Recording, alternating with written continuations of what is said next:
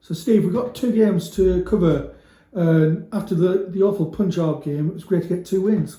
Yeah, agree. The Hive league game, obviously our league format have been particularly encouraging recently, away as well. But yeah, 3-0 win.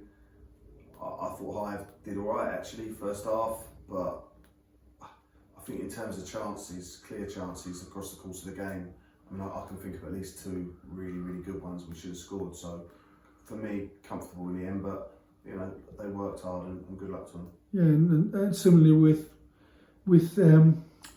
Banstead, same sort of game really. Yeah. Banstead, again, bit of an unknown really. You're playing away a team from the division below that haven't been in this league. It's hard to get information on them. I did speak to a couple of people, and I think they were coming off the back of losing 5-0 to Greenwich Borough on Saturday. So I guess there's a little bit of pride. And they did seem to be on a mission, didn't they? Yeah, they had some big lads, and I think we had to move the ball around and try and move them about and wait for the gaps to appear and be a bit patient. And we probably weren't in the first half. I don't think we. I think we're a bit guilty of putting too many straight balls down on their centre half's head. But I think once about half hour in, the penny sort of dropped, started playing some okay football, and again on chances. And obviously some of the linesman decisions as well. If that had been 5 or 6, I don't think anybody could have been too hard done by from Banstead.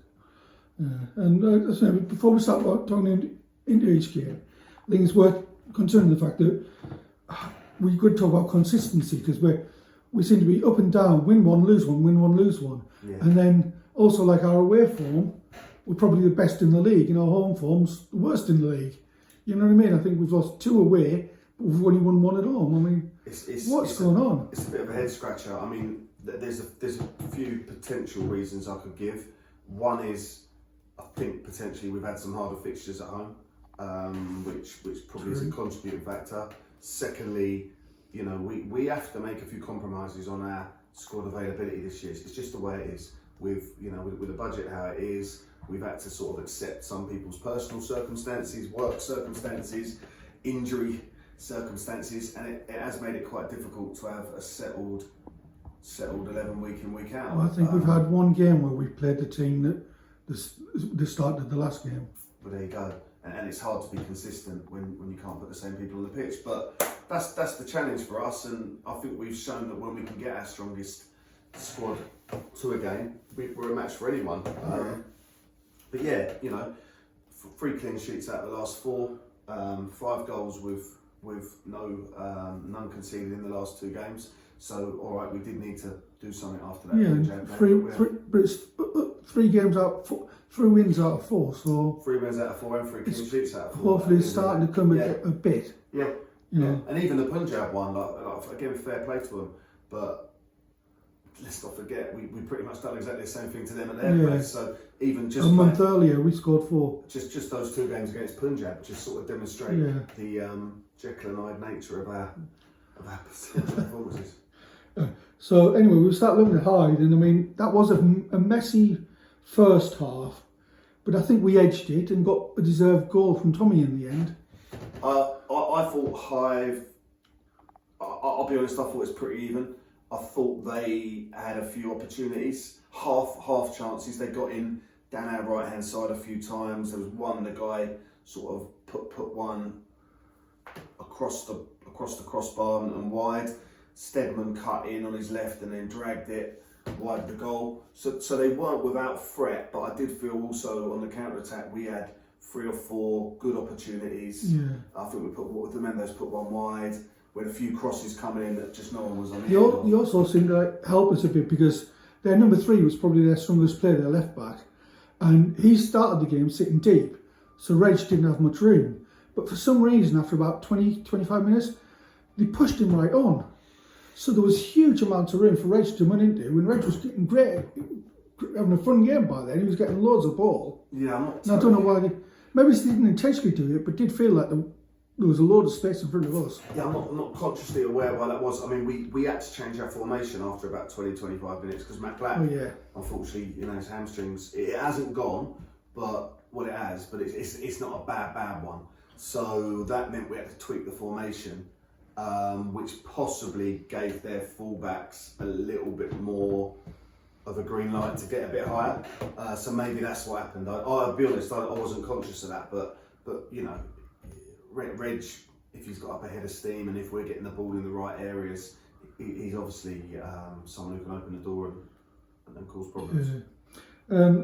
You did your usual as well. You had a half-time pep talk, which changed the game because came out, controlled the game, and then we got deserved 2 more goals from Reg and Lucas, which I think we were worth. It was a game that was going to be pivotal who scored the first goal. I mean, it's a pretty obvious thing to say, but it was really going to be who could score the first goal and how that would affect the dynamics of the game. And I think, Tommy's strike literally a minute before the half-time whistle massively changed the dynamic of the game, probably more than anything I said at half-time. It's took a big deflection, but he's tried his luck and that's what you've got to do sometimes. That, for me, it means, Hive now have got to come out. They've got to come and have a go at us, and for us that's fantastic because particularly when you're the away side, you can be a little bit like, well, come on to us and we'll hit you on the break. And when you've got the sort of pace and attacking threats that we've got, that's a dangerous position to be in. I felt, and I said earlier, like Hive more than played their part in the first half, and they did have a bit of territory and they did have a few opportunities. But I think once we went 1-0 up, for me it was a bit one-way traffic. Yeah, it was. I think Demando should have scored, and I think Lucas, granted he got his goal in the end, which is brilliant, but he had a free header which he should have probably done better with. So that could have been, no disrespect, but that could have been 5-0. And some people would look at that game and the level of where they are in the league, and then turn to Banstead, look at Banstead and say the league below and think, well, we should be winning those games. But both of those could have been banana skins quite easily. I still think league position in our division is very misleading. I think before the game, I think off the top of my head, we had 17 points and I think Hive had 10. So had they won, they'd have been within 4 points of us with game in hand, I think. So it was really important that we didn't allow that to happen. And unfortunately for them, I think a lot of the teams in the lower half of the league won, which proves how tough it is. And suddenly they find themselves, I think they were 15th going into the game, and now they're second bottom. So that's harsh for them. But that's a warning to all of us because you have 2 or 3 bad results in a row, which we were in danger of doing, and you can fall right the way down. But likewise, I think looking up now, I think off the top of my head, there's one side in the playoffs, I think it's Erith Belvedere, and they've got 4 points more than us, having played the same game, so it's still all to play for, isn't it? Yeah. And again, starting to look at that Banstead game, again, it was a bit of a similar game, and we were slow going for about the first 30 minutes before we got into it, and then it was just, we had them encamped in their own box, and we didn't want half time to come. Yeah, it took us longer than it should have done to get a handle on it. It's a very big, wide pitch, which should suit us with the players we've got and the way we've set up.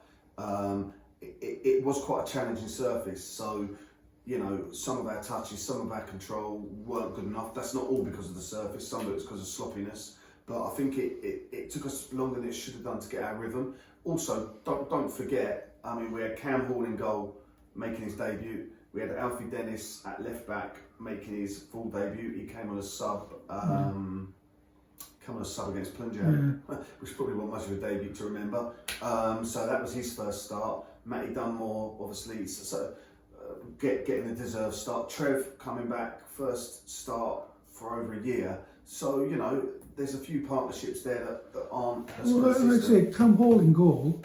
That's the first game he's played all season for us. Yeah.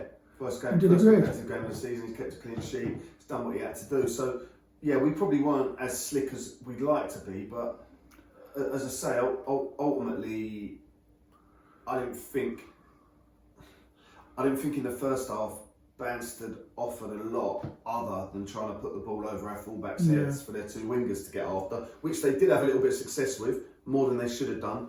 Both our fullbacks ended up getting yellow cards, so that made it a little bit more interesting. But once the penny dropped and we started moving the ball around, it felt like we had control. I'll give them their dues though. Even after Chris scored, I thought they then had a spell where they sort of really Well, they never gave in, did they? No, they didn't give in. They kept trying. I mean, it was very simple what they were doing, but they kept trying. It was good, really, because it tested us defensively, which we need, to be fair, because by the end of the game, Harry Rowland's coming at right back. We've got obviously Ivesy and Ryan Culture's playing centre half, and Toby from the 23s playing left back. Yeah, then we've got a midfield three of Matty Dunmore, Macca, and Alfie. So again, like no one over 21. Well, it's like we said, we finished the last 20 minutes with Alfie and Decker down the right, with Harry sort of anchoring them, as it were. Yeah. And they caused all sorts of problems. It was great 20 minutes. Sort of coming off them. They were very great. young team. Like I say, like credit to Mark and the 23s. There was 4 23 players on the pitch. Plus a goalkeeper who is experienced, to be fair to Cam, everyone knows him, but it's his first game of the season. And actually, when you go through the whole team, I think Heinze is the oldest. I think Heinze is the oldest player on the pitch. Yeah, because you've got Josh, isn't 20? He's 19. Yeah. Matty Dunmore, like you said. Even Harry's not that old, is he? Harry's 22. Dacre, obviously, on one wing. We had Reece and Lucas. Yeah. But yeah, I think it's a cup game. We've scored 2. We've kept a clean sheet. We're in the next round. Yeah, and I think you could sum both games up. Some of the games, both games, every player not one of them had a bad game. Not one had an amazing game either. They were all just good, solid 7 out of 10s for every single player. Agree. Yeah, it's relatively efficient. Everyone was there for different reasons. First and foremost, it was just to get the team through to the next round. But within that, some people were getting an opportunity to impress. Yeah. Other people were getting some minutes that they needed because of lack of opportunity or coming back from injury. And some of the other boys, Reece obviously wasn't available for injury on Saturday. Chris wasn't available on Saturday because of injury. So it was just a question of seeing whether they're in a fit condition to play. Ryan Coultris obviously didn't play on Saturday, so Matty came on as sub. Yeah. So there was a fair bit of rotation going on there, to be honest. And quite comfortable. It leads us into Saturday. Yeah, we're going to be a totally different game where we're going as underdogs. Going to be a really hard game. I'm comfortable being underdogs. Beers to the top. Fair play to them. They beat Whitstable. I know it's quite a heavily changed side for Whitstable, but they beat Whitstable in the cup, which they'll be pleased with. They're in good form. I think they beat Belvedere 4-1 last Saturday, which is you've got to sit up and take notice of that. So it'll be tough, but we'll have Jack Gallagher back from holiday. I'm hoping Tommy will be back. So I think we'll pretty much Joffy, who we decided to give a rest to last night, will be back.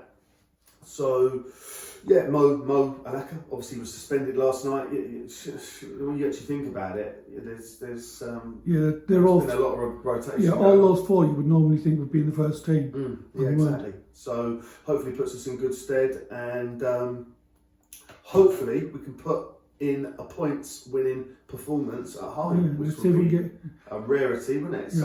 A home win and third win on the trot. So fingers crossed. Fingers crossed, mate. Cheers.